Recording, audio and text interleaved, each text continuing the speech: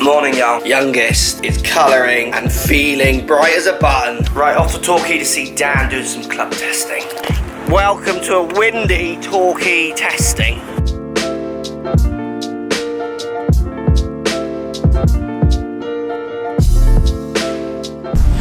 Right, so I'm on the course filming here at Torquay Golf Club. We're doing some Cobra reviews, which you'll see probably early next week. Today's vlog, I'm going to talk more about low spin irons, the normal bladed spinning irons, because I talk about it a lot in reviews. Lots of people are making comments that I think are kind of maybe missing the point a little bit about what the message I'm trying to get, and if it makes a difference if you use those kind of low spinning power bats or not, is what we're going to talk about today. Today's question: do you care or even know what kind of spinning irons you've got? Low spin, high spin? Do you understand what that does for you or not? Post comments down below. Before you watch this video, just pause now, let me know. Post those comments, hit the thumbs up while you're down there. What's your understanding of different spinning irons? Question for you, Dan. Okay, far away. Let's pretend this is a fairway. Yeah. And it's a dewy morning and this ball is rolled here, so it's obviously wet. Yep. The grass is all wet around it, so as you put your club down it and come in the hit, you're going to pick up a bit of the water. Yep. Would you adjust the way you play that shot compared to if it was a dry, perfectly sunny day, clean, dry lie? Yeah, I'd probably go to, if it's let's say it's a 7 iron, I'd probably push myself to an 8 iron. So you would play for a bit of a flyer? Yeah, because there's a little bit of wet on there. So what happens with the wet is it's going to reduce any friction that you might call or get between the ball and the club, and then in fact it can lose spin. It can drop spin off the ball. Yeah.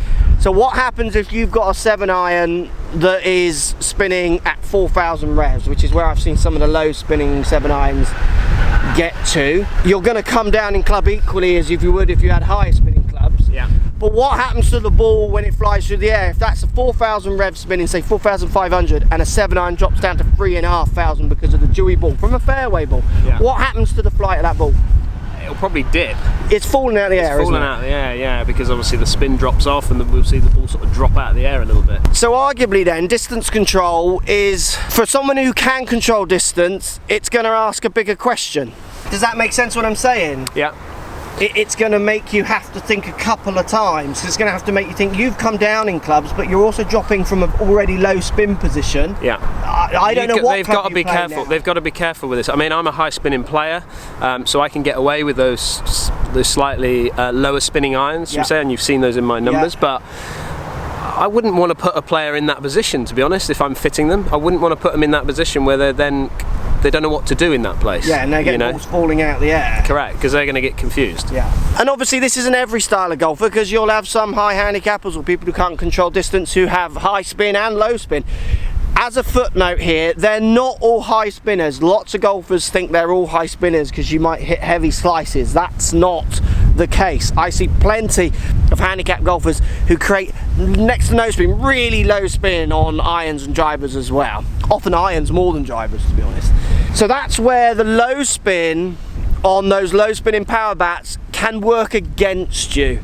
But then equally, you're getting many shots where you don't get a flyer, and those power bats are going to push the ball up in the air. You're going to get a different land angle, it's going to stop, and you're going to get back to your true launch data that you've got kind of in your custom fit. So it's going to work there as well. Yeah, it is, yeah. So this isn't a video trying to say you should all use blades. Absolutely not. That's never the point I'm trying to make, and this isn't a video saying that low spinning clubs are rubbish. It's a video to try and highlight why you might get some of the variations that you get using high and low spinning kind of irons, and then you can make a more educated buying decision around that. That wind is strong. That is a brilliant shot. That is drawing in. Is that up? That looks good. What a shot.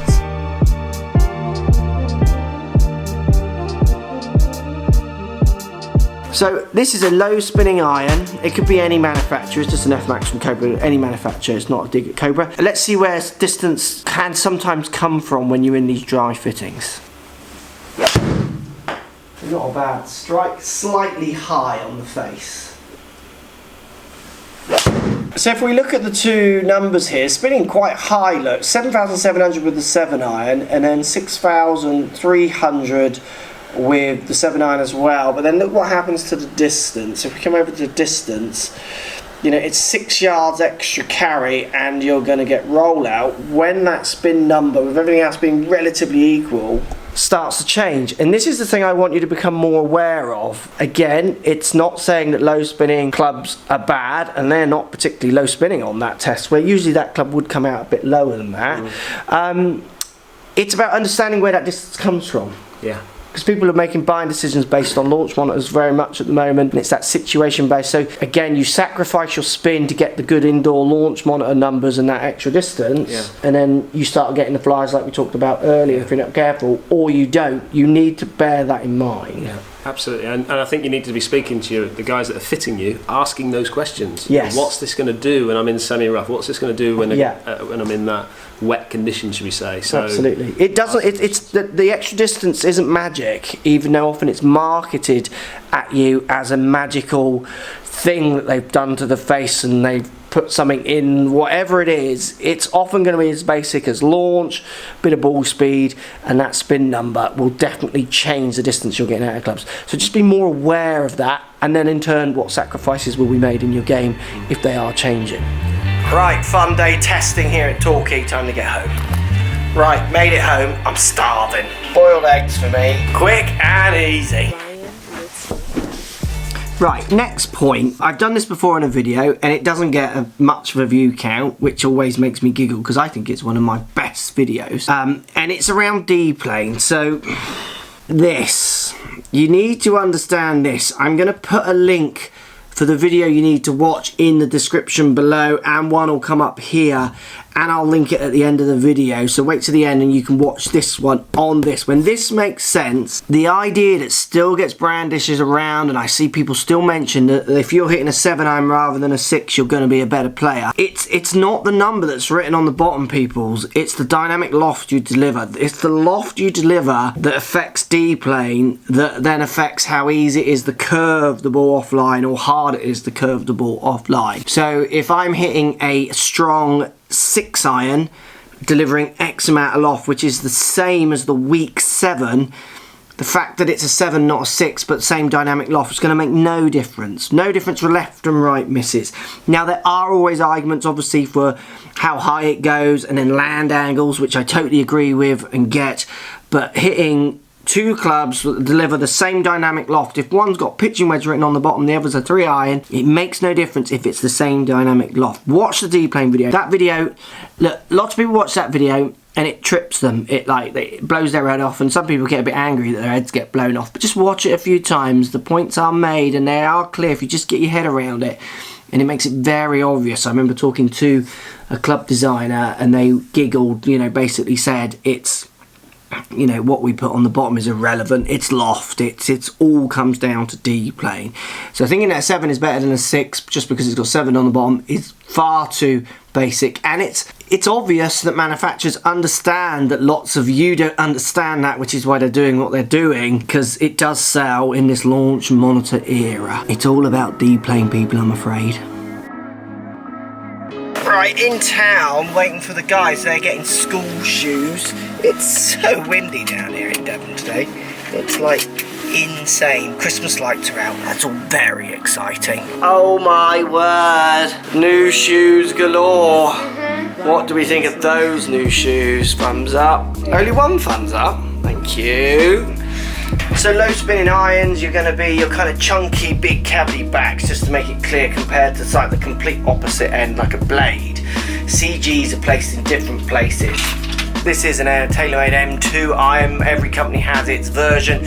Weight pulled off the back and low. Compared to like your tailor-made kind of bladed options, where the centre of gravity of this will be nowhere near as low as it is on something like the M2. So if you're someone who hits the ball higher on the face, the M2 is going to spin considerably less than the blade. So you take semi-rough, you play on courses where the fairways are kept maybe quite long, not that short, compared to like a links course where the tight lies, you're going to get a different strike up and down the face. And that's also where distance can change. And again, I'm not saying one is better than the other, I'm just trying to highlight the reasons why you might see the things you see.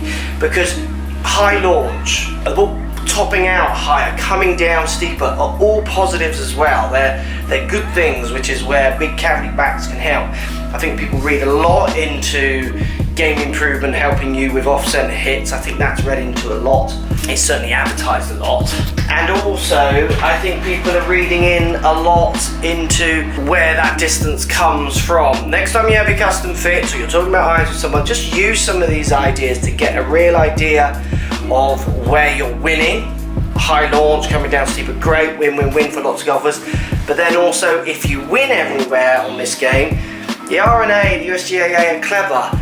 If they allow you to win in one place, then they're going to make you lose in another place because they want the skill to stay in your field. It's all about you and what you bring to the table. The equipment's only allowed to do a certain amount. Push comments down below. As always, thanks for watching. Thumbs up, daily vlogs, as always. Also, very tired. I didn't sleep very well last night. I'm looking forward to going to bed tonight. See you tomorrow.